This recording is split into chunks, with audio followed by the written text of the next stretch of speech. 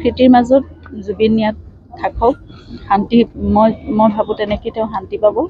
আৰু ইয়াত তেনেকৈ যাতে লোকসকল আহি খন্তেক বহিব পাৰে প্ৰকৃতিৰ মাজত, আৰু ইয়াত কবিতা, গীত, মাত, গান সকলো চৰ্চা হ'ব পাৰে, কোনোবাই ভাল কথা এটা পাতিব পাৰে, এনেকুৱা এখন ঠাই হওক। আৰু চৰাই চিৰিকটি ইতিমধ্যে আহিছে বুলি শুনিছোঁৱে, যিহেতু পিছফালে পাহাৰখনো আছে, প্ৰকৃতিৰ মাজত এনেকৈ তেওঁ শান্তিৰে থাকিব পাৰিব। আৰু ইয়াত এইটো সৃষ্টিৰ এক প্ৰাণকেন্দ্ৰ হওক, প্ৰকৃতিৰ মাজত সকলো যাতে সতেজ হৈ থাকিব পাৰে, তেনেকুৱা এটা ৰিক্ৰিয়েশ্যন চেণ্টাৰ টাইপ হওক, কংক্ৰিটাইজ নহওক, মই সেইটোৱে বিচাৰিম। আৰু এনেই মনত কিছুমান কথা, গছ গছনি সকলোৱেতো ৰুবই, ইয়াত সকলো আহিবই, গতিকে আৰু এইখিনি ঠাইত বহু জাতি জনগোষ্ঠী একেলগে আছে। জুবিনৰ সদায় সপোন আছিল যে জাতি, বৰ্ণ, ধৰ্ম সকলো নিৰ্বিশেষে অকল মানুহ হৈ থাকক।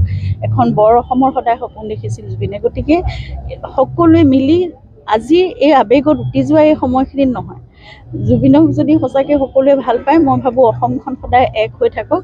এতিয়া যেনেকৈ সকলো সৰ্বধৰ্মৰ প্ৰাৰ্থনা হৈছে, ইয়াত সকলোৱে আহি পেলাই একেলগে বহিছে, ইয়াত সকলো ধৰ্মৰ মানুহে, সকলো জাতিৰ, সকলো জনগোষ্ঠীৰ মানুহে আহি একেলগে বহক, সৃষ্টিৰ কথা আলোচনা কৰক, মৰম, ভালপোৱা, মিলা প্ৰীতিৰ কথা আলোচনা কৰক, আৰু এখন সুন্দৰ অসমৰ কথা, যিখন অসমৰ সপোন জুবিনে সদায় দেখিছিলে, সেই অসমখন জুবিনক সকলোৱে উপহাৰ দিয়ক।